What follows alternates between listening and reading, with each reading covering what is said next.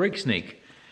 Here's a great mounting tip that I don't know where it ever came from, but anyway, I saw it on a bike once a long time ago. It wasn't my idea, but I will share it. But if you put these on before, you know one of the biggest problems you have is getting that tension just right.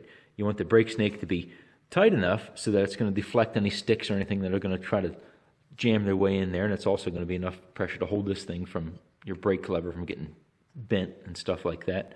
But one of the greatest problems you have is getting that tension just right. If you make it too loose, then it's not going to really work well. It's just going to, things are still going to get cut there. If you make it too tight, then your brake lever isn't going to function properly. So the idea is, instead of mounting on a hard point, like if you mount it right here, then it's really can be a real pain in the butt to get the exact tension that you need. So the idea is to take a hose clamp, mount on the hose clamp, you cut it to the length, approximate length you need, mount it on a hose clamp, slide the hose clamp up to where you want it, tighten it down.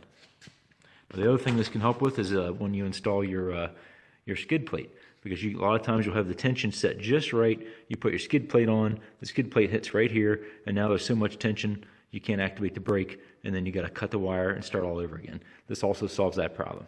What you can do is you can set it about where you want it, put a little bit of tension on it so it doesn't slide down, and then when you install your skid plate, hose clamp will actually slide into place, and then you can tighten down where it needs to be. And here it is. It's all set up. The tension's great, and look what happens. You put your skid plate on.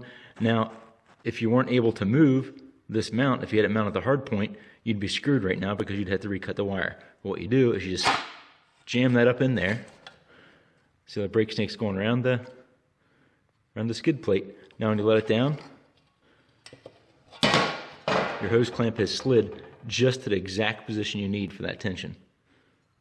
So then you tighten it up. Now I've been doing it this way, like I said, for probably 8 or 9 years, I think, and I've never had any problems. I can imagine some people are going to say, oh, if you hit something at pipe, that hose clamp's going to slide. It's never happened to me. I mean, you know, anyway, if you tighten it down tight enough, it's not going to go anywhere. But anyway, that's a good tip that I've found for mounting brake snakes.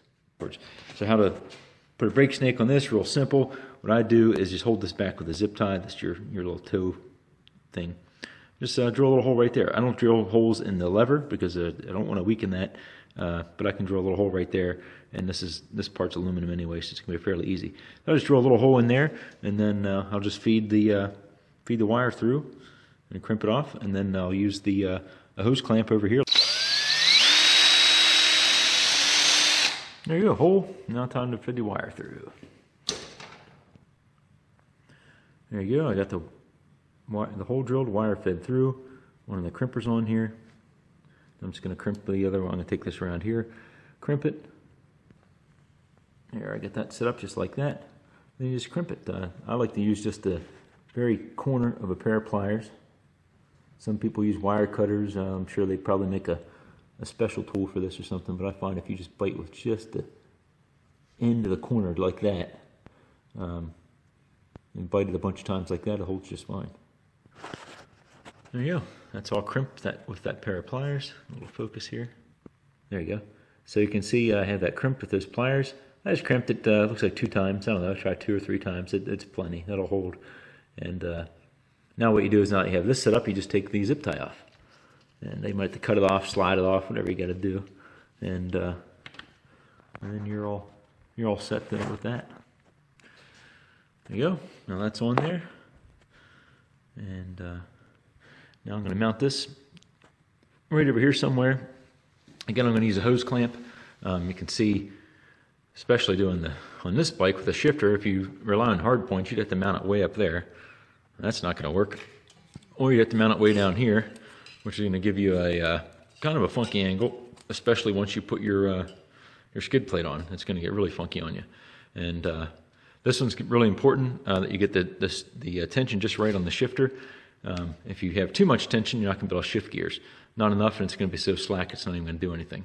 And using the hose clamp as a mount is a great way to adjust the tension to exactly where you need it. All right, and there's the shift lever brake snake. You can see with that hose clamp, I have it adjusted just to the tension that I need to be able to shift. Actually, I might be able to tighten up a little bit more. You can see it might need to tighten a little bit more. That's easy. Instead of cutting the wires and starting all over, all I got to do is slide my, my hose clamp around, and it's all set.